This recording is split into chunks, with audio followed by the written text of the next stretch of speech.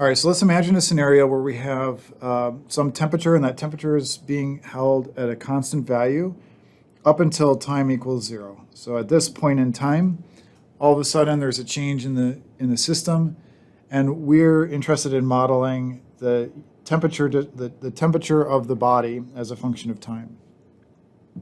So essentially what we're saying is we're going to estimate the derivative, estimate this dt dt at the moment t equals 0, and then use that to step to t to time 2, right? So let's write it out this way. We're going to say dt at time step 1 is going to be equal to the temperature difference, so T2 minus T1 over delta T. All right, this is just our numerical approximation of this derivative.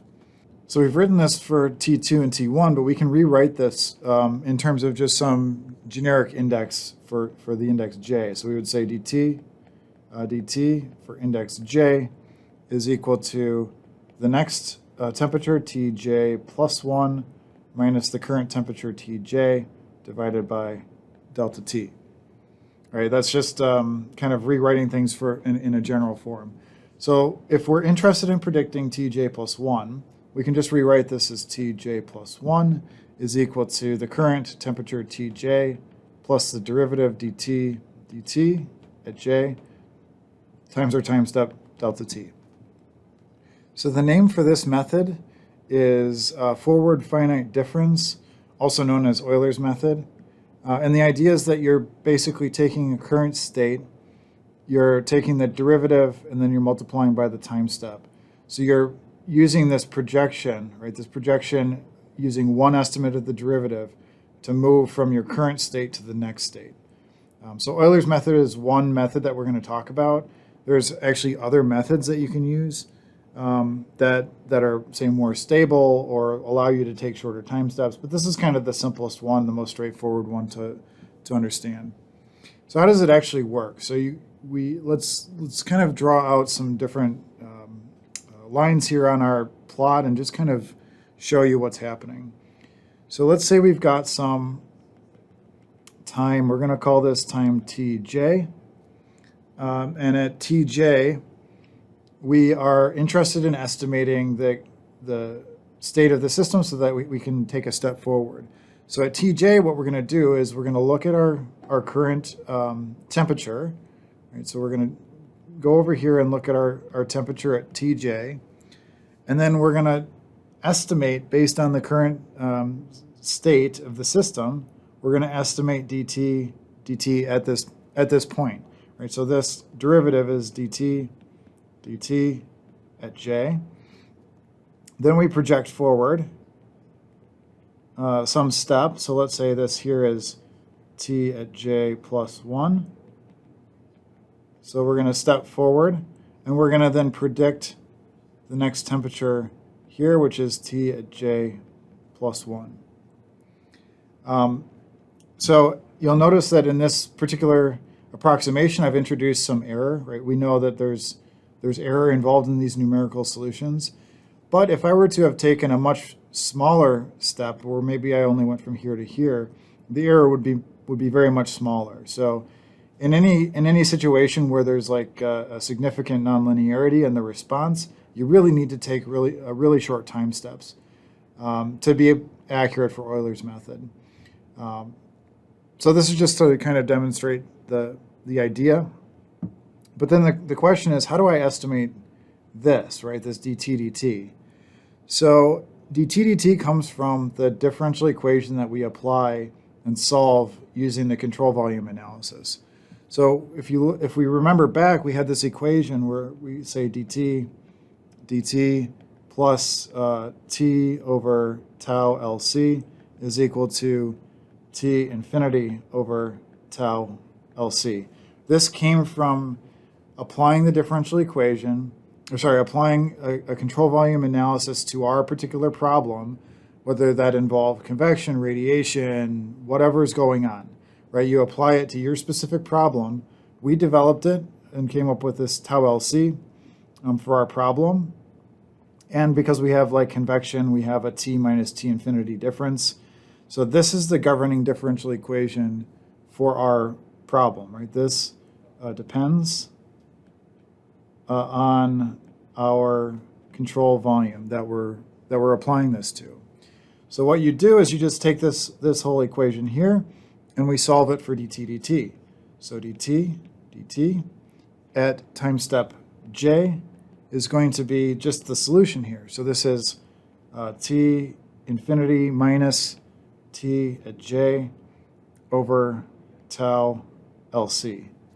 This is our state equation. So anytime I want to estimate dt dt, I just go back to my governing differential equation and apply it, and then that lets me estimate up here dt dt and then step forward.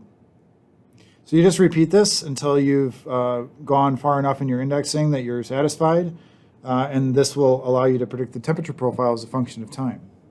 So the actual process of taking a step from one time step to the next, we can just kind of write it out to be complete. So that's going to be t at j plus 1 is equal to t at j. Right? T at j is the thing that we would have just computed at the last time step, plus delta t over tau LC times t infinity minus t at j. And we're going to do this for all j in the set of 1. Right? We're starting at knowing the current temperature T1. We're going to want to predict the next temperature T2. Right? So we're starting with our index j at 1, and we're going all the way up to, we want to predict the temperature at n. So we then only need to go to n minus 1. Right, and at that point, we've predicted the nth temperature. So this is how we would actually take the step forward. I just want to note some of the features. So there's different features of this forward finite difference or Euler's method. And they're worth noting. So what you end up with is a system of n equations and n unknowns. Those are n equations, one each for time, and then the temperatures are the n unknowns. We also have, just noting here, if you look at the right-hand side of this equation, the way we've applied Euler's technique, you'll see that everything coming into this time step is something that I already know. I've already computed it, right? So at j, I have already computed from j minus 1. I've already computed the temperature. So everything in this equation is explicit.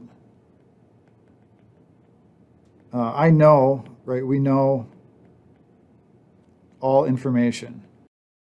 We don't need to solve for t j plus 1 or include that. It's not implicit in any way. So as long as you're moving forward through time from one time step to the next, the method is explicit. However, Euler's method is prone to oscillation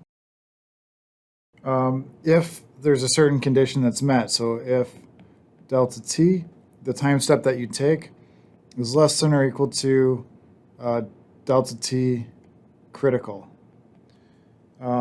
So the idea here is that, as you saw when we're extrapolating forward, the estimate of the derivative at the current temperature for the current time step is the only estimate that's used in order to step from the current temperature to the next temperature, the current time step to the next time step. So that estimate really is only valid for kind of a short amount of time. If you take a time step that's much longer, you're going to start overestimating, and then if you overestimate, then you're going to kind of switch back and underestimate the next step and overestimate, and it becomes unstable to a point and actually kind of blows up your solution where it will no longer, it'll just sort of go to infinity. So it's prone to oscillation, meaning you actually have to take or requires small time steps. Because it requires small time steps, that means it's usually computationally expensive, especially in comparison to some of the other techniques. So what about this idea of the critical time step? Let's maybe think a little bit about that and what is required for this solution to be stable. So if we look back at our step in time, we say tj plus 1 equals tj minus delta t over tau LC times tj plus delta t over tau LC times t infinity. So I've written it this way by breaking out the tj, t infinity for a specific reason, and that's if I pull tj out here, and then I have this group, so you can rewrite this as tj times the group, 1 minus delta t over tau LC plus delta t, delta t, the time step, over tau LC times t infinity. Right? If I write it like that, there's a certain requirement for the stuff that's multiplying tj. And the requirement is that this has to be a positive number. So this must be greater than 0. If it's greater than 0, then it'll remain a stable solution. So if we look at this term, what is it saying? Like what do we have to maintain in order for this to be positive? What we're saying is that the time step that we choose, delta t, that has to be less than or equal to tau LC. If that's true, then this fraction here is less than 1, and the entire term is positive.